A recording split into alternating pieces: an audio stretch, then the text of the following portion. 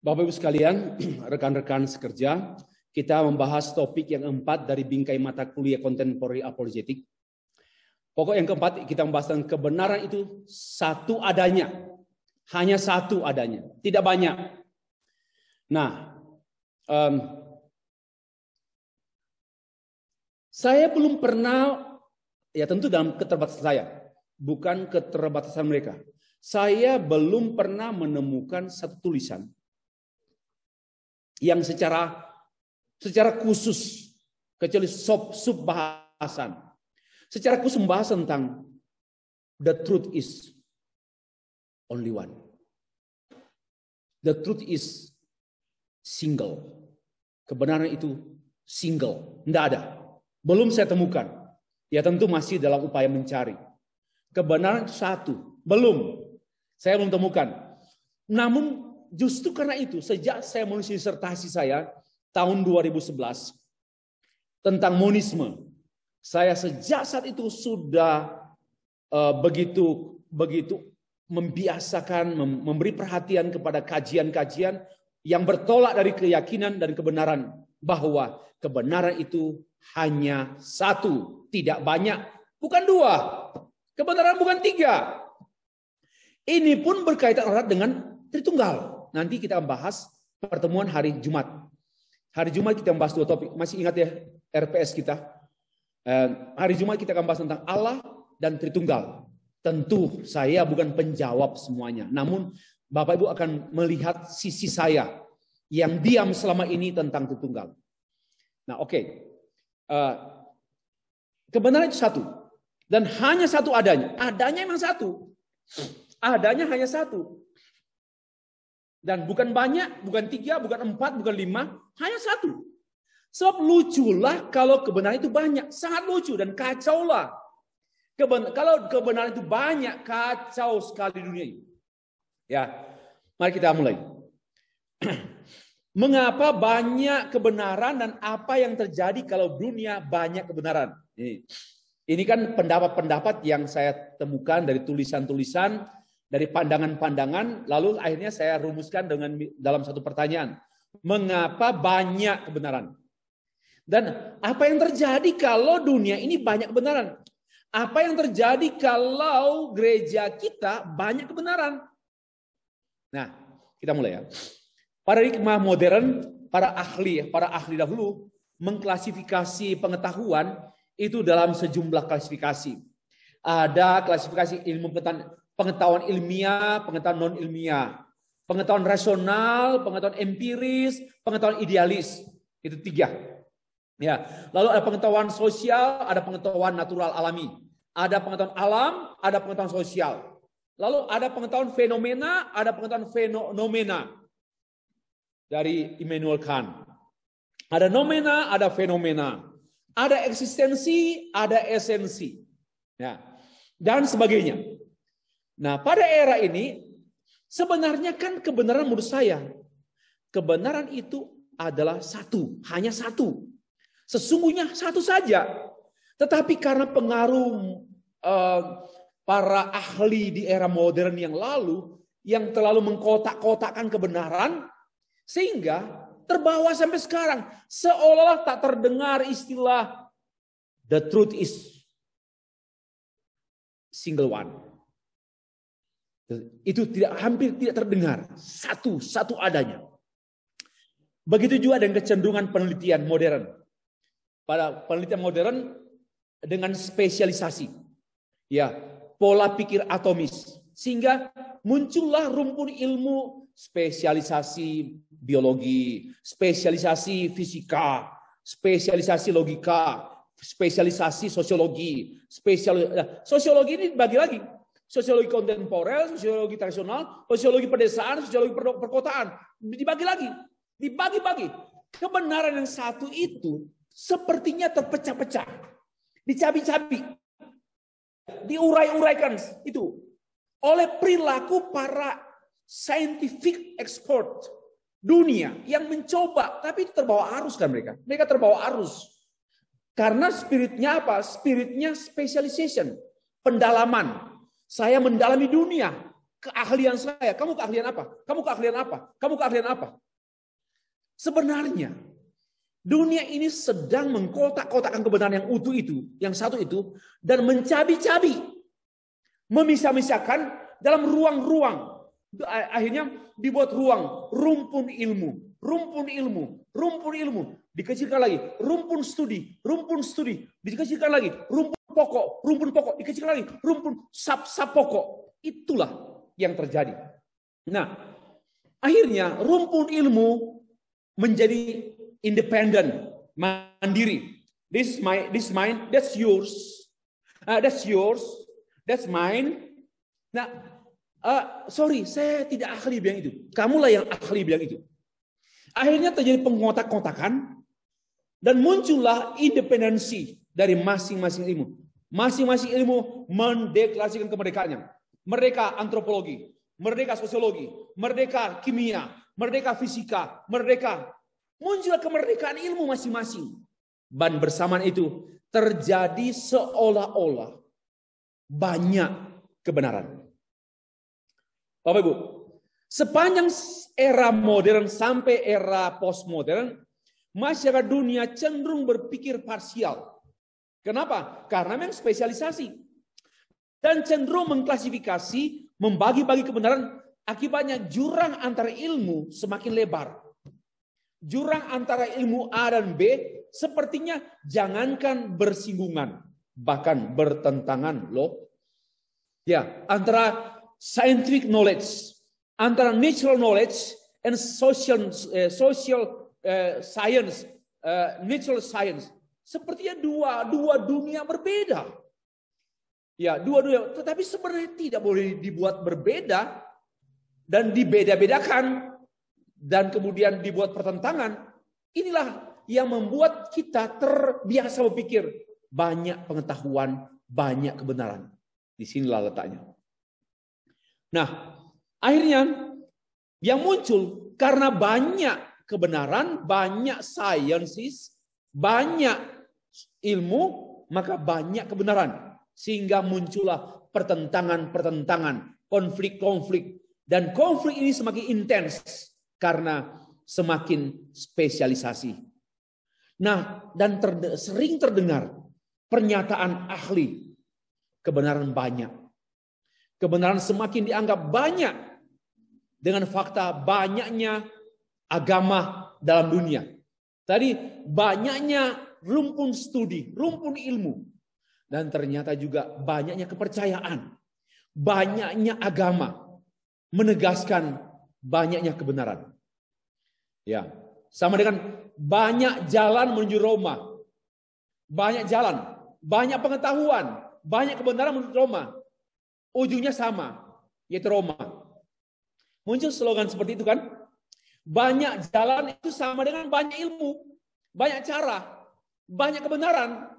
Kebenaran agama B, C, D, F, G, H. Masing-masing punya kebenaran. Tetapi toh tujuannya katanya sama, yaitu Roma. Ada lewat pesawat, lewat perahu, lewat kapal Tampomas, kapal Titanic, lewat jalan kaki, lewat sepeda atau apa, atau nyelam sampai Roma.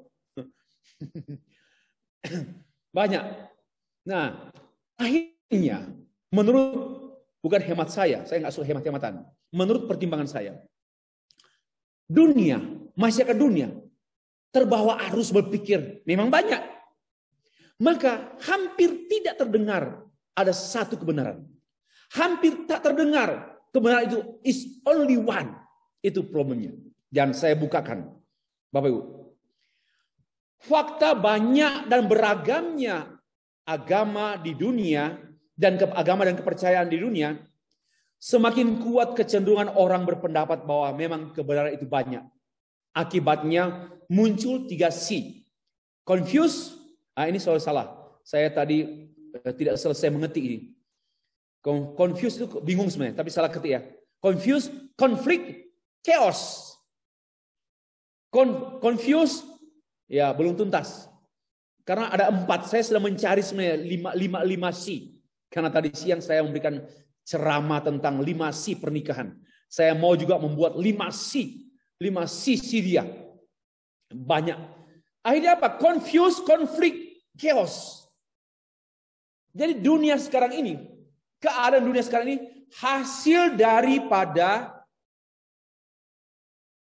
kebenaran yang diformulasi dalam banyak kebenaran. Dan dibuat independen. Masing-masing kebenaran itu mandiri, sendiri-sendiri. Makin parah. Akhirnya apa? Dan di antaranya juga makin mencuat kebenaran agama Kristen, kebenaran agama Hindu, kebenaran agama Buddha, Islam, Konghucu, Shinto, Tao. Kebenaran agama. Berapa kebenaran? Sebanyak agama. Nah, dengan baik. Berapa kebenaran? Sebanyak agama. Berapa kebenaran? Sebanyak disiplin ilmu. Berapa kebenaran? Sebanyak ilmuwan. Nah, ternyata ini parah. Ini yang membuat orang berpikir memang banyak kebenaran. Hampir tak terdengar istilah satu saja kebenaran. Semakin sulit orang berpikir kebenaran itu hanya satu. Ini yang saya renungkan pada beberapa tahun terakhir.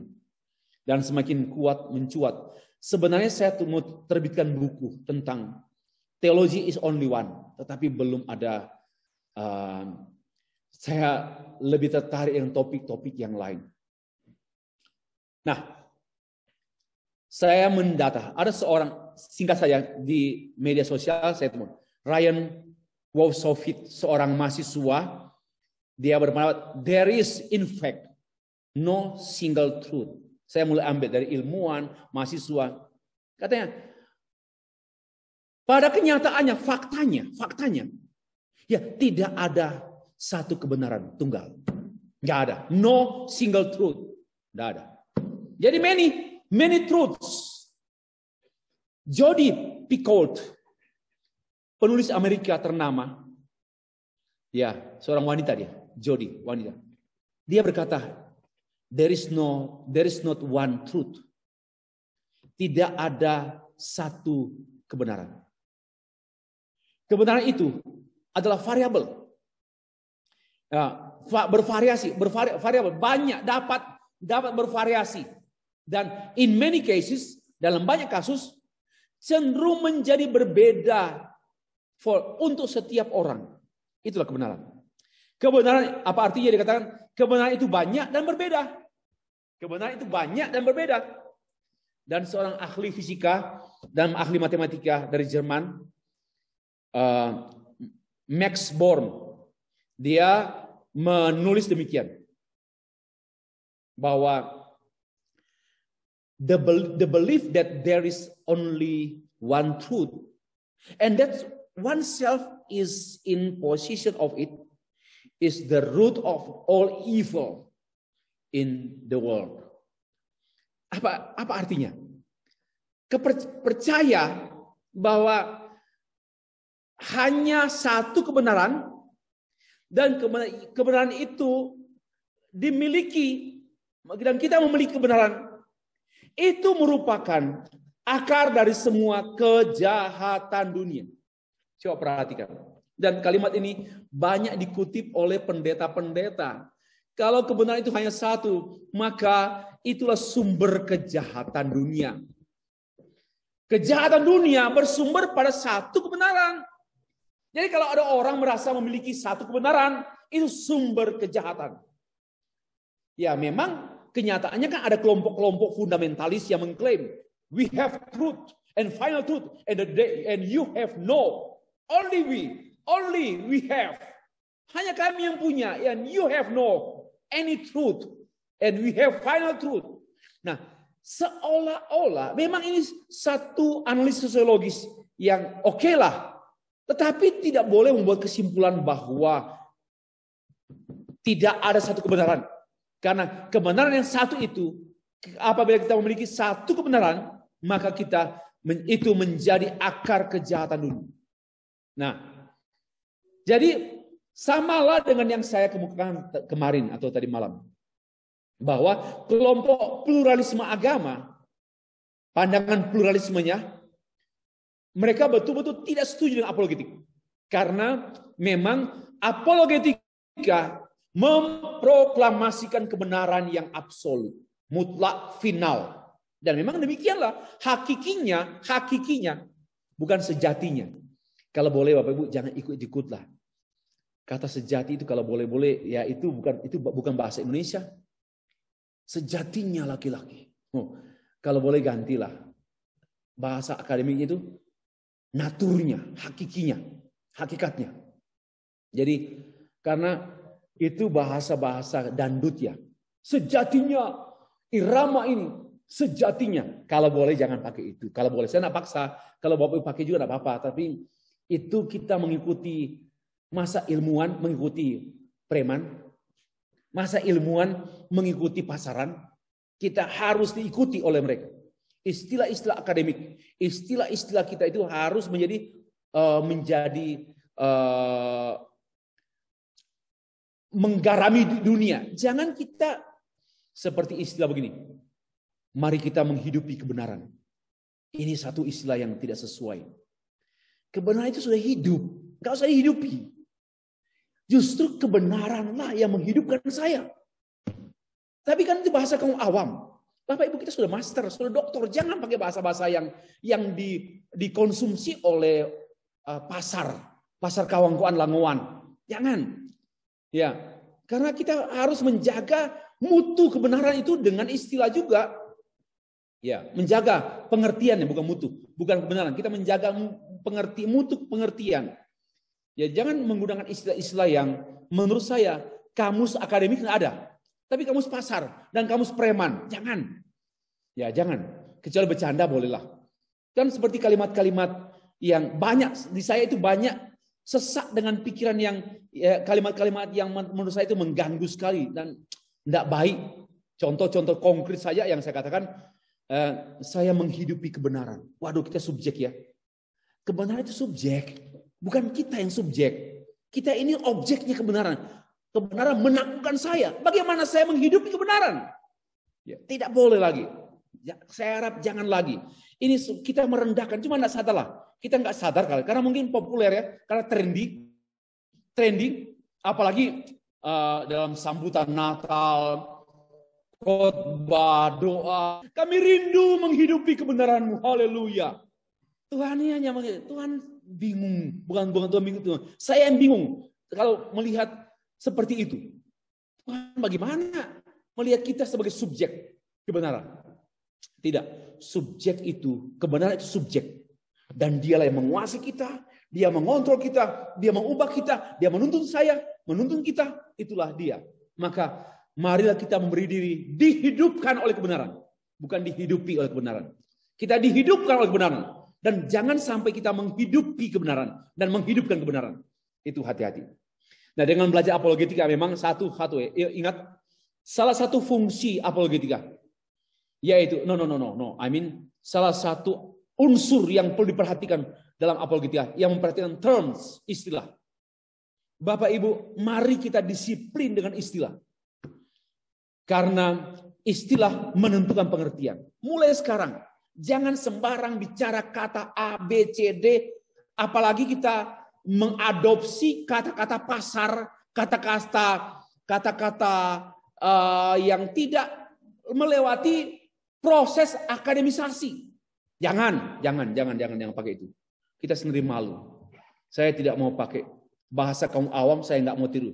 Saya minta juga teman-teman dari Sabah, jangan suka mengikuti kata-kata worship leader. Worship leader ini nggak sekolah teologi tapi ngaco. Saya syukur nggak jadi malaikat. Kalau saya malaikat saya sudah ganti dia dengan cara saya sendiri. Karena ternyata worship leader ini pengaruhnya sangat kuat sekali. Kenapa? Dia mempengaruhi orang dengan kata-kata, dengan lantunan, dengan musik. Wow, saudara. Mari kita undang Tuhan dalam ibadah kita. Dia hadir di tengah-tengah kita. Dan kalau dia hadir, semua masalahmu selesai. Amin. Mari kita undang Tuhan hadir. Ini yang kurang ajar kali itu. Tetapi kan sudah terbiasa. Dan ini membuat jemaat terhipnotis. Termasuk nenek-nenek dan kakek-kakek yang sudah lupa Alkitab. Dia bawa Alkitab, ternyata rokok yang dia bawa. Sudah lupa. Ya, jadi mari kita, ini ya. Bapak Ibu, silakan Bapak Ibu lupakan semua mata kuliah ini. Tapi jangan lupa komitmen disiplin dengan istilah. Ya, komitmen disiplin dengan istilah. Karena dengan demikian kita masuk surga. Saya harap Bapak mengertilah. Artinya kita barulah konsisten dengan istilah. Oke ya, lewat. Lanjut. Mengapa mereka berpendapat bahwa there is no single truth, but many? Why? Why they consider like that? Seperti itu kenapa? Karena mereka selalu beranggapan atau berasumsi kebenaran itu relatif. Jadi ternyata orang-orang yang menganggap kebenaran itu banyak, karena di balik itu ternyata mereka beranggapan kebenaran itu ada yang relatif. Karena relatif maka banyak. Seharusnya begini. Karena satu maka bisa menjadi banyak. Ya, nanti saya terangkan. Karena adanya satu. Kan tidak mungkin ada banyak tanpa satu kan? Tidak mungkin ada banyak tanpa satu. Maka sebenarnya secara logika, secara filosofika, dari mana datangnya banyak? Dari satu. Dengan demikian, sebenarnya kebenaran itu hanya satu. Tapi menjadi banyak dalam pengertian perspektif, penjelasan. Tapi jangan lupa, kebenaran itu hanya satu. Tidak banyak. Ini baru mulai kita terbuka. Oh iya betul. Because tidak ada banyak tanpa satu. Dan ternyata yang banyak itu berasal dari satu. Persoalannya, yang banyak itu lupa satu. Ya, lupa sumbernya, lupa induknya. Yang satu itu adalah induk, yang satu itu adalah sumbernya. Tapi yang banyak itu sudah yang ke utara, ke timur, ke barat, ke selatan, ke barat daya, sudah banyak terpencar dan lupa sumbernya dan lupa induknya. Satu kebenaran. Nah, apa yang terjadi? Apa yang terjadi apabila kebenaran itu banyak? Tadi kan apa yang terjadi? Ada 5 hal yang catat. Kalau kebenaran itu banyak, satu, tidak ada kebenaran. Ini berpikir filosofisnya. Kalau banyak kebenaran, berarti logikanya tidak ada kebenaran. Karena banyak kok. Kan nanti yang mana yang benar? Saya yang benar, saya yang benar. Berarti tidak ada kebenaran. Ya. Yang ada hanyalah perspektif. Banyak kebenaran karena banyak perspektif. Perspektif itu bukan kebenaran utuh. Dengar baik-baik. Perspektif itu bukan kebenaran utuh. Jangan ngotot, jangan ngoyo, jangan ngotot mempertahankan pendapat. Perspektif kok. Jangan ngotot, jangan mempertahankan. Perspektif, sudut pandang, padahal ada ribuan sudut pandang. Lah kamu marah-marah kok dengan satu sudut pandang itu. Ini. Kalau banyak kebenaran, maka sebenarnya tidak ada kebenaran. Yang kedua, apa yang terjadi apabila kebenaran itu banyak? Yang kedua terjadi, tidak ada kesatuan. So that's why dunia ini chaos, kacau. Kenapa? Karena kebenaran semakin dipecah-pecahkan menjadi serpihan kebenaran. Dan orang mengklaim kebenaran serpihan itu sebagai satu kebenaran mutlak. Tapi kerdil dan sempit. Entah politik, entah budaya, bahkan agama. Maka tidak heran, kekacauan, kesatuan sulit. Harga kesatuan semakin sulit sekarang. Semakin menjadi barang langka. Kenapa? Karena orang mengklaim kebenaran itu banyak. Padahal sebenarnya kebenaran itu hanyalah satu. Yang ketiga. Apa yang terjadi kalau kebenaran itu banyak? Tidak ada kejujuran. Ya. Baru tahu satu, jadi banyak. Di antara banyak itu, mana yang jujur? Mana yang jujur di antara banyak itu? Siapa di antara mereka yang jujur mengatakan, saya bukan satu-satunya kebenaran. Saya hanya salah satu. Nah, siapa yang jujur? Tidak mungkin orang mengatakan, oh enggak. Pancasila itu mutlak, sudah benar. Amin. Betul. Lalu 5 rukun, mutlak, amin. Baru apa lagi? ideologi-ideologi bangsa-bangsa dunia, ada ratusan bangsa, ratusan ideologi, masing-masing mempunyai klaim. Namun dalam konteks kebangsaan, humanity mempersatukan dunia. Kemanusiaanlah yang mempersatukan dunia. Saya senang sekali dengan Soekarno. Saya sedang menulis buku dan juga disertasi. Dan saya menemukan kalimat-kalimat Soekarno bahwa agama tidak mempersatukan, tapi kemanusiaan manusia mempersatukan manusia. Bagus. Saya harap saya bisa terbitkan buku itu akhir tahun ini. Saya harap. Yang keempat, apa yang terjadi apabila kebenaran itu banyak? Satu, yang keempat itu tidak ada kepastian. Kalau banyak kebenaran, mana yang pasti? Tidak ada yang pasti. Karena makin bertambah banyak, makin tidak pasti. Makin tinggal 5, makin mulai pasti ke arah kepastian, menuju kepastian. Makin tinggal 2, semakin dengan kepastian. Tinggal 1 pasti. Kebenaran yang 1 itu pasti. Tapi kebenaran yang banyak tidak pasti. Makin terpecah-pecah. Serpihan-serpihan kebenaran makin banyak, makin jauh dari kepastian. Makin jauh dari kepastian. Itulah akibat yang terjadi. Dan dunia ini makin tidak pasti. Makin tidak pasti. Secara khusus dalam tatanan masyarakat dunia. Makin tidak pasti. Kebenaran-kebenaran dunia ini makin tidak pasti. Ya.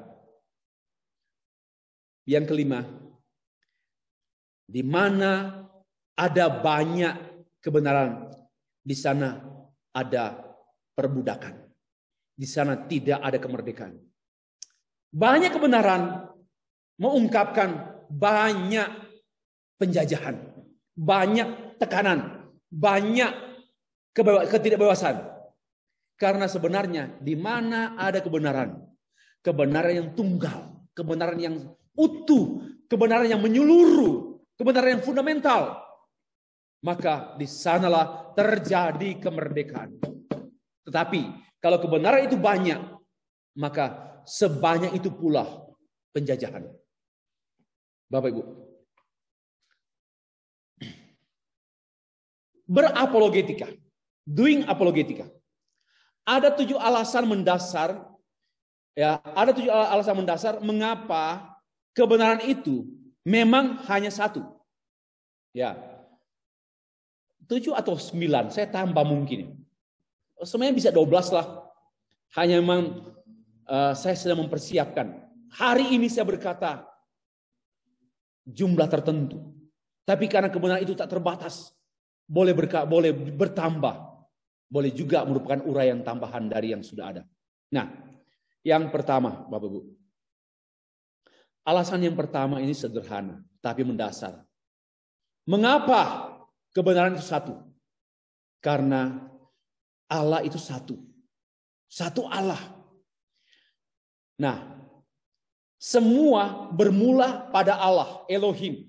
Pada mulanya Allah menciptakan langit dan bumi.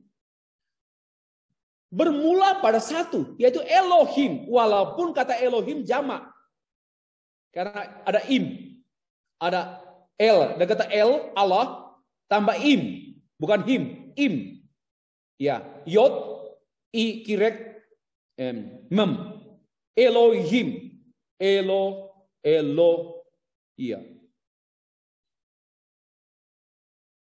Ini, walaupun nama itu jamak, tapi Allah itu tunggal.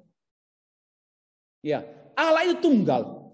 Tapi dia diungkapkan dalam bahasa jamak karena memang dalam konteks Mesopotamia penggunaan untuk yang maha besar, maha mulia itu adalah him, jamak. Elohim, El dari kata El Shaddai, El apa. Lalu Elohim. Him ini mengungkapkan bukan sekedar jamak dalam pengertian Bapa, Anak, Roh, bukan sekedar itu, melainkan mengungkapkan kebesaran Allah.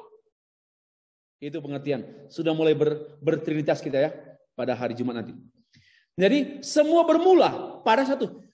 Adanya banyak bermula pada 1. Berarti sebenarnya kebenaran itu secara substansi dan hakikat yaitu 1. Hanya Allah sumber utama. Segala sesuatu yang ada adalah berasal dan bermula dari satu sumber. Tidak mungkin dari dua atau lebih sumber. Tidak pernah ada dua sumber. Ya, Allah itu hanya satu dan Dia sumber satu-satunya, menghasilkan satu. Menghasilkan apa? Ciptaan. Yang dihasilkan oleh Allah, Dia menciptakan satu saja, yaitu ciptaan. Dia tidak menciptakan pencipta. Dia menciptakan ciptaan dan semuanya ciptaan. Mau anjing, mau monyet, mau jagung, ciptaan. Stefri, ciptaan. Only one. Maka kita sayangnya, yang satu ini terlalu dipilah-pilah, kemudian diuraikan sampai lupa bahwa sebenarnya ciptaan itu satu. Nah, semua yang ada berasal dari satu sumber utama, dari yang ada menjadi banyak. Banyak sekali. Contohnya, manusia itu satu. Siapa bilang manusia itu banyak? Ya, Adam itu manusia, Hawa itu manusia, Steph itu manusia. Maka satu. Ada 3 pribadi, ada 3 manusia, tapi manusia hanya satu. Boleh paham ya maksud saya? Race-nya, rasnya hanya satu. Seluruh manusia rasnya satu. Mau dia kulit hitam, kulit brown, kulit sawo matang, kulit putih, kulit apa, race-nya satu, rasnya satu, manusia. Siapa bilang manusia itu banyak? Mari berpikir yang cerdas. Manusia itu bukan banyak, tapi satu, rasnya satu. Maka janganlah kita merendahkan, membedakan, rasnya satu kok. Oke, yang kedua, ada satu revelatory, penyataan. Kebenaran hanya satu karena sumber kebenaran adalah satu. Hanya satu sumber kebenaran, yakni penyataan Allah. Dengan 2 modus, penyataan khusus, penyataan umum, dan penyataan khusus. Dan kedua-duanya itu tidak bisa dipisahkan. Satu kesatuan, yaitu God's revelation. Baru dijelaskan ada yang spesial, ada yang general. But only one truth, only one God, and only one revelation. Saya bukan penganut Calvert. Saya tidak mengikuti Calvert dalam menerangkan ini. Karena Calvert itu menganggap semuanya satu penyataan, yaitu Yesus Kristus. Kalau saya tidak. Satu penyataan, namun dengan 2 modus. Ya, dan kedua-duanya tidak mungkin berdiri sendiri-sendiri. Satu kesatuan. Itu yang namanya satu. Bapak Ibu. Yang ketiga, satu penetapan. Semua yang ada tidak ada dengan sendirinya, melainkan diciptakan. Semua diciptakan, didesain, dirancang, dan di-create. Diciptakan. Semua yang diciptakan tidak ada yang diciptakan dengan tanpa maksud. Dan tentu tidak dengan banyak maksud. Mari kita perhatikan. Semua yang diciptakan berdasarkan penetapan. Penetapan Allah ini adalah tunggal. Sekali untuk semuanya dan sekali untuk selamanya. Perhatikan. Penetapan Allah ini tunggal, yaitu sekali untuk semuanya dan sekali untuk selamanya. Masa Allah menetapkan berkali-kali? Saya tetapkan pohon jambu dulu, baru saya menetapkan pohon kelengkeng, baru saya menetapkan pohon mangga, buah. Enggak. Dia menetapkan once for all.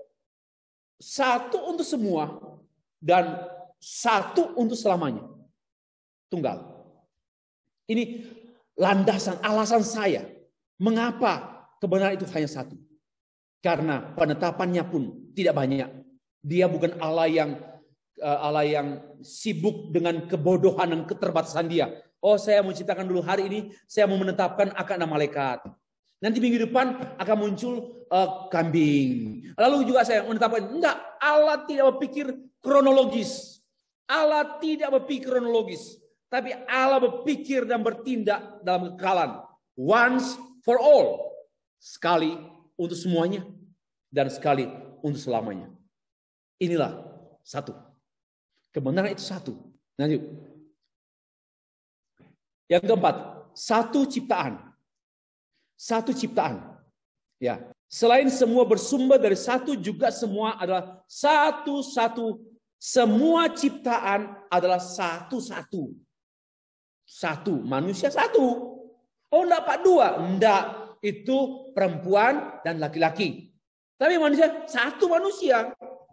Hanya jenis kelaminnya berbeda. Tapi manusia, satu manusia.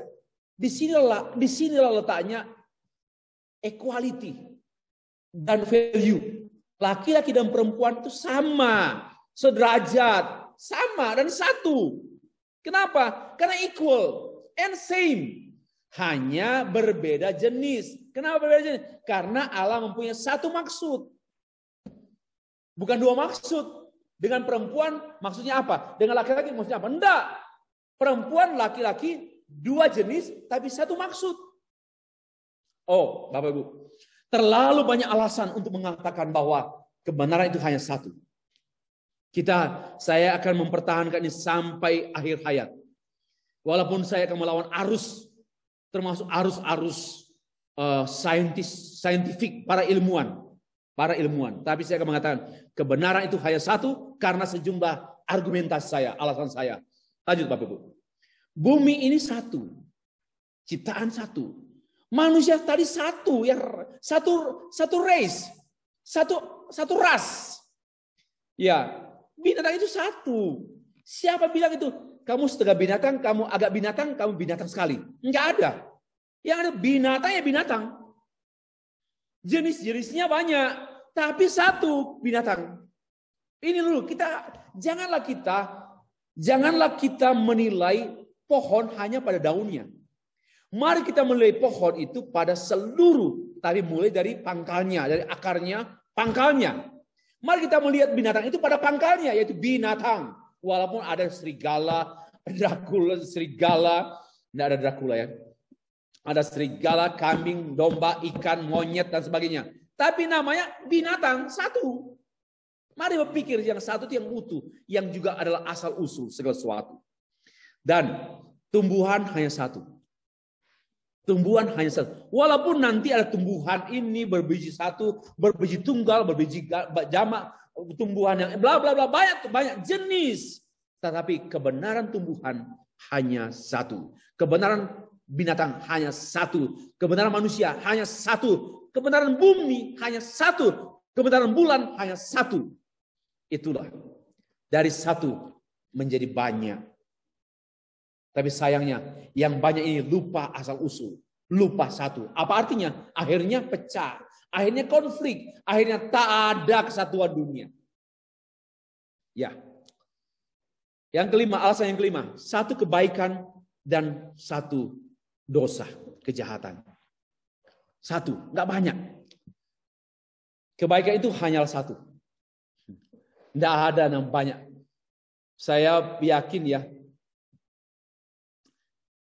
kebaikan itu tidak dalam pengertian begini. Manusialah yang mengkerdilkan. Manusialah yang mengubah kebaikan itu dengan tingkatan-tingkatannya.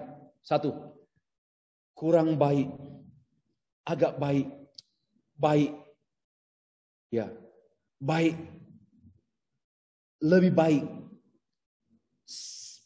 paling baik. Menurut saya, dalam berteologi tidak ada seperti ini. Tidak ada tingkatan kebaikan. Yang ada baik. Gembala kita hanya gembala yang baik, good shepherd. Tuhan Yesus baik. Ya, nggak usah diperbesar-besar. Tuhan Yesus engkau sangat baik. Memang kalau kita sebut Tuhan Yesus sangat baik, dia langsung oh haleluya. Dengan berkata Tuhan Yesus baik, itu memang normal. Tapi dunia dan bahasa dunialah yang membuat kebaikan menjadi tidak baik. Mulai lagi. Tidak baik, agak baik, baik, baik sekali, ya atau lebih baik, sangat baik. Kebaikan itu dipecah-pecah dan dibuat tingkatan-tingkatan. Bagi saya, minta maaf. Menurut saya tidak ada orang sangat baik. Itu cap manusia kerdil. Itu karena para ilmuwan saja itu. Enggak ada manusia yang ada baik dan tidak baik. Dia agak baik ya. Kenapa? Persembahannya hanya 100.000. Wah, dia sangat baik Pak. Kasih Pak. 1 juta. Coba lihat buruknya manusia punya cara pikir kerdil dan kotor. Kenapa? Karena kebaikan itu dikerendahkan. Kebaikan itu diukur dengan number, dengan statistik, dengan apa? Dengan kuantitas. Bagi saya hanya 1, hanya 2. Hanya 1 sih, tetapi ada kebaikan 1, ketidakbaikan 1. Kebaikan 1, ketidakbaikan 1. Nggak ada yang namanya agak baik, sangat baik, wow, super baik. Berhenti gombal, berhenti omong kosong. Manusia itu konsep manusia. Tapi bukan berarti saya mau kita menanggalkan dalam dunia alat mengukur ya. Bolehlah, nggak apa-apa, misalnya wawancara atau angket, ada istilah nomor 1 sampai nomor 5, tidak setuju sampai setuju, tidak baik sampai sangat baik, itu nggak masalah, saya nggak ekstrim. Tapi untuk kebenaran teologi, tolong bebaskan kebenaran teologi dari tingkatan-tingkatan. Bebaskan kebenaran teologi dari angka-angka. Angka-angka itu angka setan. Kebenaran teologi tidak boleh diangkakan. Ya, tidak. Jadi sekali lagi tidak ada yang hanya satu good. Kita mengubahnya menjadi good, better, and the best. Padahal sebenarnya tidak demikian. Coba, Tuhan Yesus saja hanya good shepherd. Di mana, coba, jemaatnya luar biasa. Ini bagi saya kacau dunia ini. Kacau lah gereja. Kenapa? Hamba Tuhan disebut the best one. The best one pastor. My pastor is the best. Haleluya. Persembahan saya, beri yang terbaik. The best. Memberikan persembahan yang terbaik. The best. Offerings. Tuhan Yesus itu hanya good shepherd. Coba kita mempermalukan diri kita. Saya kalau berapologi begini ganas Bapak Ibu. Kalau kebenaran teologi saya ganas sekali. Sangat ganas. Ya, karena saya harus tunduk pada kebenaran bahwa kebenaran itu tidak banyak, 1 saja. Dan contoh kebaikan itu cukup saya, kebaikan, ketidakbaikan. Jangan kita membuat tingkatan-tingkatan. Wah, Tuhan tidak buat begitu. Lalu kita meremehkan Tuhan. Kita menganggap kita hebat, the best one, the best pastor. Wow. Lalu persembahan kita persembahan yang terbaik. Tetapi Tuhan Yesus hanya baik. Gembala yang baik, guru yang baik. Ngawur sekali. Mari kita bersihkan istilah-istilah yang tidak kita sadari ini. Kita harus kembali bertobat sungguh-sungguh dengan istilah yang patut. Nah, kejahatan pun sama. Dosa, kejahatan itu pun hanya 1. Nggak banyak dosa, nggak banyak kejahatan. 1. Substansi dosa itu 1 dan sama. Karena itu di mata Allah semua manusia telah berdosa. Tidak ada dosa besar dan tidak ada dosa setengah besar dan tidak ada dosa kecil. Allah itu tidak berpikir begitu. Enggak bilang, sorry saya dosa kecil, enggak apa-apa lah ya. Oke ya, enggak bisa. Dosanya dosa. Ini poin sekali. Karena itu, karena kebenaran itu 1. Maka dosa pun enggak banyak, 1 saja. Namun rasanya banyak. Ya, jenisnya banyak. Bentuknya banyak, substansinya 1. Manusialah yang mengecilkan dan membesarkan dosa. Orang yang memperkosa sama dengan orang yang ambil buku temannya. Ya, orang yang phone-nya diambil, uangnya pun diambil. Sudah dibunuh lagi. Dia bakar lagi mayatnya. Lalu, apa itu sangat berdosa? Enggak, itu enggak sangat berdosa, itu dosa. Saya harap terjadi pencerahan. Itu dosa. Lalu, seorang anak kecil mengambil buku temannya di sekolah. Dia ambil. Bukunya harganya hanya 50 ringgit. Dia ambil. Gak apa-apa, ini kenakalan. Mohon maaf, dosa. Sama substansinya, sama mutunya. Mutunya sama dengan seorang yang memperkosa, membunuh, membakar yang diperkosa. Sama, dosa. Kenapa? Karena dosa itu only one. Ya, karena dosa itu only one. Saya harap Bapak Ibu terjadi pencerahan. Memang demikian. Kita sudah dirusak oleh dunia, ini sudah dirusak oleh dunia. Sehingga kita terbawa dengan rusaknya dunia. Dan berpikir pun dan berkata pun sama dengan rusaknya dunia. Tidak, kita harus berhenti. Dan kita harus mengembalikan dunia ini dengan kebenaran kepada kebenaran. Ya, oke. Yang keenam. Kebenaran itu pribadi. Truth is person. Truth is person. Kebenaran itu pribadi. Ya. Kebenaran itu bukan hanya mengenai pengetahuan yang benar, keputusan yang benar, posisi yang benar. Bukan hanya itu. Tetapi kebenaran itu adalah pribadi yang benar. Wah, Bapak Ibu, saya semakin mengagumi Tuhan, mengagumi kebenaran teologi. Saya semakin suka berteologi. Ya, saya mau jadikan ini hobi. Kenapa? Saya hampir tidak mau berhenti bicara dan tidak mau berhenti menulis. Karena keindahan dan keluar biasaan kebenaran itu merasuk saya seperti ini. Kebenaran itu pribadi. Pribadi yang benar. Semua orang telah berdosa dan tidak benar. Hanya Allah yang menjadi manusia yang benar. Yesus Kristus berkata, akulah kebenaran. Dan akulah hidup. Akulah kebenaran. Apa? Jadi kebenaran itu pribadi. Kebenaran Yunani, kebenaran dalam konsep Yunani adalah impersonal. Tidak berpribadi. Maka itu logos dalam konteks Yunani adalah logos yang impersonal. Tetapi logos dalam pengertian Yahudi adalah logos yang personal, pribadi. Itu pun terkait erat dengan kebenaran dan juga dengan pribadi. Bahwa kebenaran itu berpribadi. Pada waktu kita bicara salib, hentar aku terus. Salib, hentar aku terus. Kita sedang bicara pribadi. Salib pribadi Kristus yang tersalib. Itu pribadi. Kebenaran itu pribadi. Bapak Ibu, disinilah kebenaran itu living. Living truth. Kebenaran hidup. Kenapa? Karena pribadi. Kebenaran itu mempunyai logika sendiri. Dengar baik-baik. Kebenaran itu mempunyai logika sendiri.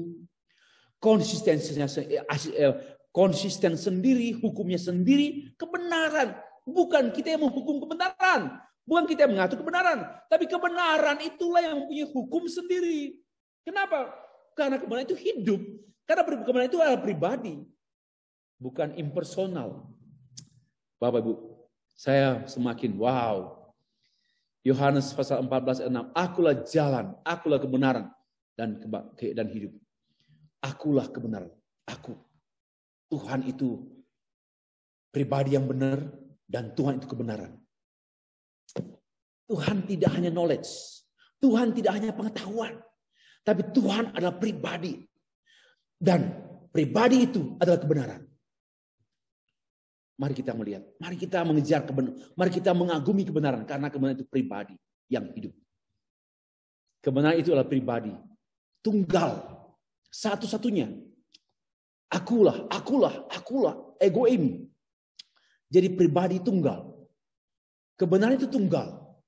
Ya, one. Karena pribadi tunggal. Kebenaran. 7.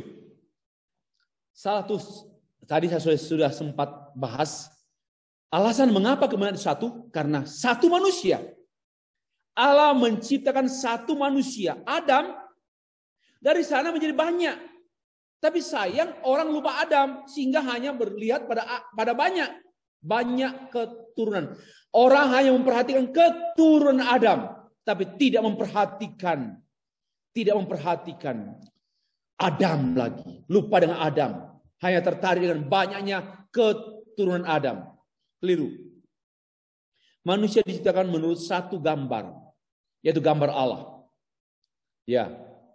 Hanya ada satu ras manusia. Yang kemudian menjadi banyak ras. Tapi sebenarnya ras Jerman, ras Mongol, ras apapun itu dibuat-buat saja. Sebenarnya ras itu satu, manusia. Maka itu banyak orang mengkerdilkan ras itu, manusia itu dikerdilkan, dipersempit dengan istilah ras Mongolia, ras Chinese, ras Amerika, ras Anglo-Saxon. Itu sebenarnya bukan ras. Ya, itu bukan ras. Karena ras kita yang satu, yaitu human being, manusia. Tapi ya kemudian menjadi arogansi, menjadi kesombongan ya. Ras unggul seperti zaman Hitler dulu. Ya, dengan menekankan ras unggul Jerman dengan mata biru dan sebagainya. Satu asal usul, satu tujuan, bahwa manusia itu berasal dari satu asal usul dan manusia pun satu, menuju kepada satu tujuan akhir. Itulah kepada kekekalan. Ini semua bicara tentang satu. Nah, 8. Filosofi. Sebenarnya saya tempatkan di bagian awal, tapi saya hanya kemudian tempatkan di bagian 8. Filosofis. Sejak abad 4 before Christ, sebelum Kristus, para filsuf klasik dan ilmuwan telah memperdebatkan mengenai realitas tertinggi, the supreme thing. Muncullah pandangan-pandangan monisme, dualisme, pluralisme, nihilisme. Monisme, banyak jenis monisme, tapi saya mempunyai disertasi yang saya tulis tentang theological monism. Itu saya coba karang sampai yang menguji saya tidak tahu mau tanya apa. Di tahun 2011. Ya. Theological monism. Karena ada yang namanya atributif monism, ada yang kualitatif monism, ada yang kuantitatif monism. Bahwa monism percaya segala sesuatu itu dari satu. Ya, dari satu. Semua yang banyak itu dari satu. Maka tidak ada pertentangan dan tidak ada konflik because everything is one. Nah, tapi muncul pandangan yang kedua, dualisme. Bahwa apapun itu ada kalau ada putih ada merah, kalau ada putih ada hitam. Kalau ada panjang ada pendek. Kalau ada tinggi ada pendek. Ada panas ada dingin, maka dualisme. Cara pikirnya dualisme. Lalu muncul pluralisme. Banyak. Pluralisme. Banyak, tapi ya singular. Banyak tapi satu. Lalu muncul semua, bukan soal banyak, bukan soal satu, bukan soal dua, tapi nihil. Sebenarnya tidak ada. Ini perdebatan filosofis pada permulaan, pada abad-abad permulaan filsafat klasik sebelum Kristus. Nah, pada dasarnya semua yang ada berasal dari satu jenis. Satu menjadi dua, menjadi banyak dan menjadi banyak sekali. Nah, lebih banyak lebih aman, lebih banyak orang memberi perhatian pada monisme. Dualisme, pluralisme, nihilisme adalah paham yang mendatangkan pertentangan dan kekacauan dunia. Monisme ada kekurangan, tetapi lebih berupaya untuk memfasilitasi kesatuan dan keutuhan. Monism is segala sesuatu dari satu. Dan dari satu pula kepada banyak. Dan satu itulah yang mengontrol semuanya. Yaitu. Ini pandangan yang saya soroti dari aspek filosofis. Kesimpulan. Secara ontologis, kebenaran itu hanya satu. Namun, secara epistemologi, kebenaran itu dimengerti banyak. Tidak masalah. Tetapi kita jangan sampai kita memutlakkan pengetahuan kita secara epistemologi. Kita harus ditarik kepada ontologi yang akhirnya tiba kepada kebenaran yang final, kebenaran yang tunggal, kebenaran yang esa. Kalau kita belum sampai pada kebenaran yang tunggal esa, kita belum tiba sungguh-sungguh tahu dan mengalami kebenaran itu. Masih mungkin pinggiran kebenaran atau baunya kebenaran. Yang banyak itu adalah tidak lengkap, tidak utuh, tidak penuh. Karena sudah banyak. Tidak lengkap, tidak utuh. Semua usaha adalah untuk kembali kepada satu. Even though banyak, tapi jangan lupa kita kembali kepada satu. Satu asal muasal, satu sumber. Disinilah orang seharusnya akhirnya ingat. Semua berasal dari satu sumber. Kebenaran yang alat satu itu. Kebenaran yang memfasilitasi orang mengakui Allah. Kebenaran banyak itu mengacaukan, membingungkan, tidak ada kesatuan, dan akhirnya semakin membuat kebenaran itu terpecah-pecah dan semakin jauh dari pengakuan kepada satu kebenaran, satu sumber Tuhan. Itu masalahnya. Semua adalah satu. Satu itu bukanlah angka. Sekali perhatikan di sini baik-baik. Ini kesimpulan saya. Semua itu satu. Tetapi satu itu bukanlah angka. Melainkan keadaan. Keadaan menyatukan kesatuan. Biarpun banyak, namun menyatu. Maka spiritnya Bhinneka Tunggal Ika ini benar-benar satu. Silakan banyak pulau, banyak suku, banyak ras, banyak suku, etnik. Tetapi satu, sesungguhnya satu. Substansinya satu. Yang tak terpisahkan. Sayapnya berbeda, kakinya berbeda. Tapi jantungnya sama. Inilah spirit yang saya ingin tekankan dengan menegaskan. Kebenaran itu sesungguhnya hanya satu. Dan satu-satunya. Utuh. Sekian dan terima kasih.